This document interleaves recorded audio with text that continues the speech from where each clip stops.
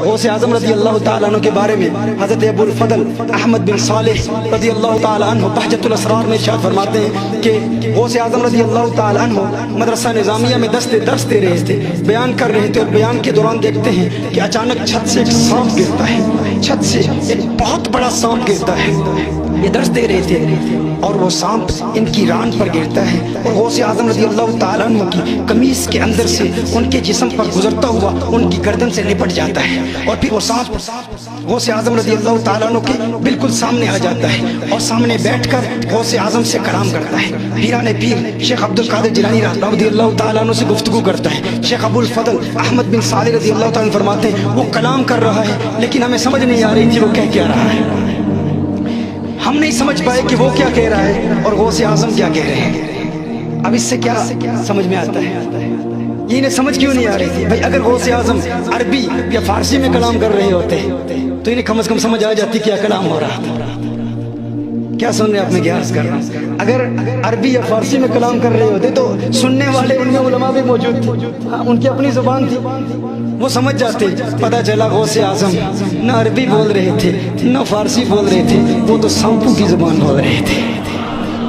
وہ نادان جو کہتا ہے کشمیری میں آقا کو پکارو گے آقا سمجھیں گے نہیں، ارے فرانس والے فرینچ میں پکارتے ہیں، آقا کہاں تمہاری بولی سمجھتے ہیں؟ مدینہ المنورہ میں جائیں اور مصطفیٰ جان رحمت پہ لاکھوں سلام کے ترانے الاپتے ہیں ہم، تو اچانک کچھ لوگ سامنے آ جاتے ہیں، ارے وہ تو نہیں سمجھتے، وہ تو عربی سمجھتے ہیں، کون سی بولی بولتے ہو، کیوں احمد رضا کا ذکر یہاں کرتے ہو؟ اب احمد رضا اس بارگاہ میں مقبول ہے تو وہ اس کی شان ہے نا، وہ اس کی عظمت ہے نا، وہ اس کی بلندی ہے نا۔ پتہ نہیں یہ لوگ کیوں جلتے ہیں، انہیں کیوں تکلیف ہوتی ہے کہ اعلیٰ حضرت کا کلام پڑھا جا رہا ہے اور وہ بھی مدینہ المنورہ کی گلیوں میں پڑھا جا رہا ہے، یہ شان ہے نا امام احمد رضا کی، تو پریشان ہو جاتے ہیں، ارے نہیں نہیں، اور پھر بہانے بناتے ہیں، کہتے ہیں اللہم صلی علی محمد پڑھو، صلاۃ والسلام پڑھو، لیکن عربی میں پڑھو۔ تو میں کہتا ہوں تمہارا استدلال کیا ہے؟ تم کہتے ہو حضور نے کسی دنیا میں کسی جگہ جا کر کہیں اردو نہیں سیکھی، کہیں فارسی نہیں سیکھی، کہیں کشمیری زبان نہیں سیکھی، کہیں پنجابی نہیں سیکھی، کہیں ہندی نہیں سیکھی، حضور فرینچ نہیں جانتے، انگلش نہیں جانتے۔ میں کہتا ہوں وہ حضور کا مقام ہے، اگر حضور کا غلام، اگر حضور کی اہل بیت میں سے،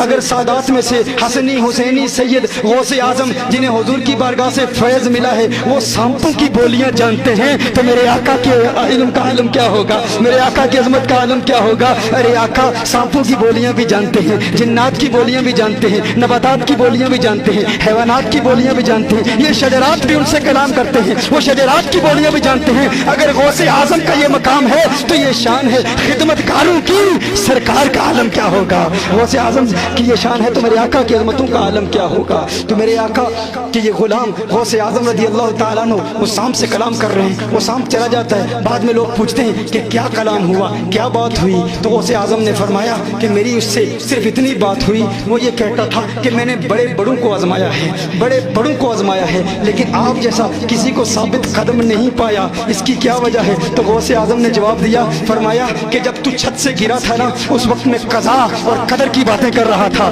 اس وقت میں بتا رہا تھا قضائے مبرم کیا ہے، میں بتا رہا تھا قضائے معلق کیا ہے، میں بتا رہا تھا کہ اللہ کی قدرت کے فیصلے اٹل ہوتے ہیں، اس کے حکم کے بغیر کوئی پتا بھی حرکت نہیں کر سکتا۔ فرمایا کہ میں اس وقت خطاب کر رہا تھا کہ ہم اللہ کے بندے ہیں، میں غوث اعظم کے خطاب اور غوث اعظم کے بیان کو اس کا مفہوم اپنی زبان میں پیش کر رہا ہوں۔ غوث اعظم نے فرمایا کہ میں بتا رہا تھا کہ قضا اور قدر کیا ہے، قضا کیا ہے، اللہ کی قدرت کے فیصلے کبھی بدلتے نہیں۔ کہا ہم تو نہ جنات سے ڈرتے ہیں، نہ مخلوقات سے ڈرتے ہیں، نہ کسی مقتدر شخصیت سے ڈرتے ہیں، نہ بادشاہوں سے ڈرتے ہیں۔ ارے تو چھوٹا سا کیڑا ہے، تجھ سے عبد القادر جیلانی کیسے ڈر سکتا ہے؟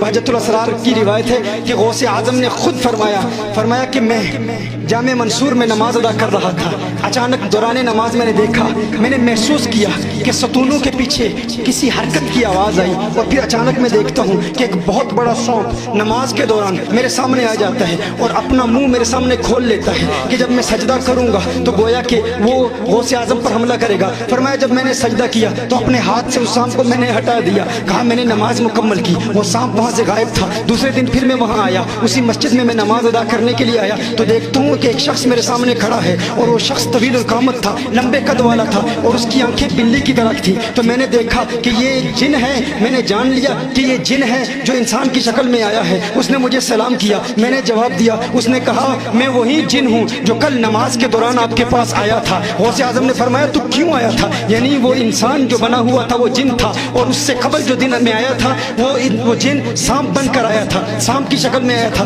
तो फरमाया तू क्यों आया था? तो उसने कहा कि मैंने बड़े बड़ों का इम्तिहान लिया, बड़े बड़ों का इम्तिहान लिया, लेकिन किसी को आपकी तरह साबित कदम नहीं पाया, आपकी तरह साबित कदम नहीं पाया। कुछ ऐसे थे कि जो ज़ाहिरी हवाले से परेशान हो गए लेकिन उनका बातिन साबित कदम था। कुछ ऐसे थे जो बातिनी हवाले से साबित कदम थे लेकिन ज़ाहिरी तौर पर उनके चेहरे पर परेशानी नुमाया थी। कुछ ऐसे थे जो ज़ाहिरी तौर पर और बातिनी तौर पर भी परेशान थे, ज़ाहिरी तौर पर भी घबरा गए थे, लेकिन आप वो वाहिद शख्सियत हैं जो बिल्कुल नहीं डरे, बिल्कुल गमगीन नहीं हुए। मैंने आपको साबित कदम पाया, अब आप मुझे मुरीद कीजिए और आप मुझे कलमा पढ़ाइए। गौसे आजम ने उसे कलमा पढ़ाया और उसे मुरीद किया। वो गौसे आजम की इस करामत को देखकर, कौन सी करामत कि अल्लाह का वली ला खौफुन अलैहिम वला हुम यहज़नून, ना वो डर रखता है ना वो गम रखता है। इस करामत को देखकर वो गौसे आजम का मुरीद हो गया।